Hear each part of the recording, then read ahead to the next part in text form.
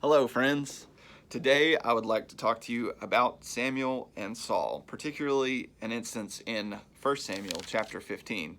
And pretty much what happens in this chapter is that Samuel gets a message from God that he wants Saul to go and destroy the Amalekites because they had waylaid on the Israelites when they were coming up from Egypt. And so Samuel goes to Saul and says, hey, listen, you need to go and destroy the Amalekites totally. You got to destroy everything. We're talking about men, women, children, donkeys, and all the possessions. They all have to be destroyed. You cannot keep anything. Everything has to be destroyed.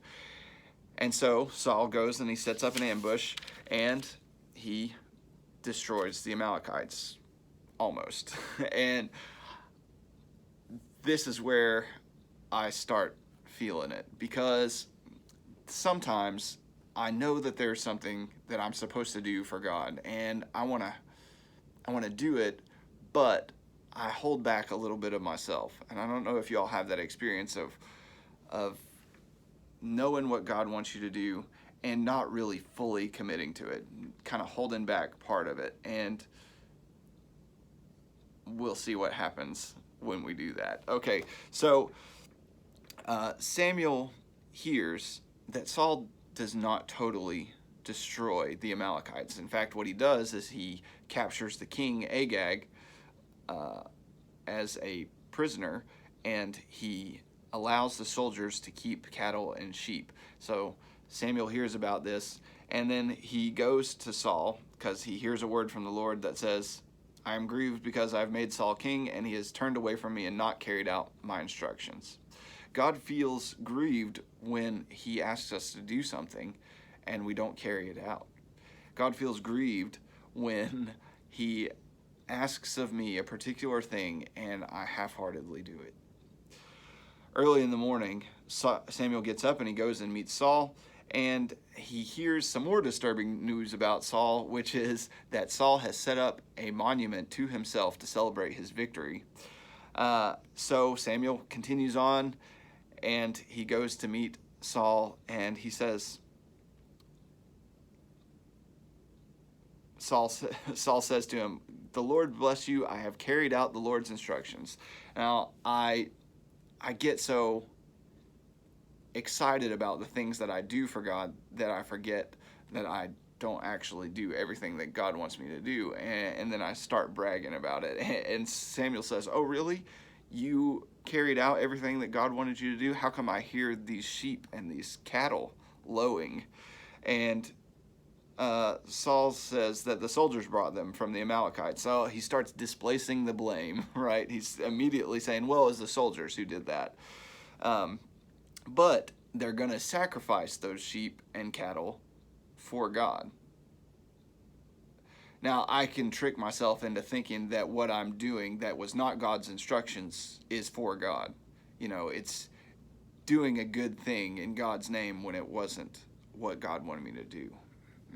That's sometimes a hard thing to distinguish, but if I know ahead of time what my instructions are and what I'm supposed to do, and I don't carry through with it, and then I tell myself that what I'm doing is for God, I have entered into a lie.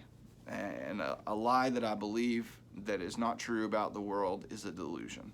And I can get real deluded and start justifying and rationalizing the things I do when there's some profit for me involved.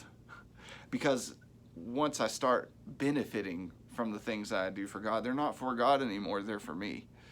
And I have gained some pride, which is a huge fault in Saul at this point. He has become full of pride, and Samuel also points that out.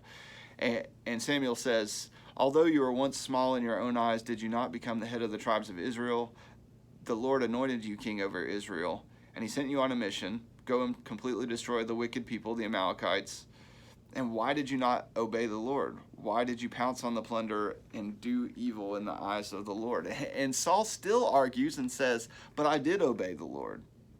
I went on the mission, and as the Lord assigned me, and I completely destroyed the Amalekites and brought back Agag. That's not completely destroying. That is not completely doing what God wants me to do, and that's what I do. I say, well, I did do what God wanted me to do. I totally did it, except for this one little part. And that one little part is the thing that blocks me off from God. That one little thing is the thing that keeps me from fulfilling what God's plan is for my life. I've got to give myself totally and fully over to God. Not just part, not just some, not just most, all. That's what God is requiring from me. And Samuel replies, does the Lord delight in burnt offerings and sacrifices as much as in obeying the voice of the Lord? That's a rhetorical question. The answer is no. He does not delight in sacrifices as much as obedience. Man, I can give everything to God. I can give all of my money. I can give all of my time. But if I'm not being obedient, then I'm not following God. I'm following what I think God wants, not what God thinks that I should have. To obey is better than sacrifice, and to heed is better than the fat of rams. It doesn't matter what, here again, it does not matter what I give. It matters how far I'm willing to go to obey God's voice in my life. Rebellion is like the sin of divination, and arrogance like the evil of idolatry. Because you have rejected the word of the Lord, he has rejected you of king. If I get afraid that I'm going to miss out on something because I give everything to God. Man, I'll miss out on the profits of these rams and cattle. I won't be able to take in the spoils of what I accomplish. But the truth is, I'm missing out on God's magnificent plan for my life if I hold back anything. Because of this, Saul gets rejected as being king over Israel. And someone else gets elected. God anoints another person to be king. God has a victorious and majestic plan for my life, but if I hold back anything, I'm going to miss out on it. And that fear of not getting what I think I want is what keeps me from God. So I encourage you today to obey rather than sacrifice, because the sacrifice comes through obedience.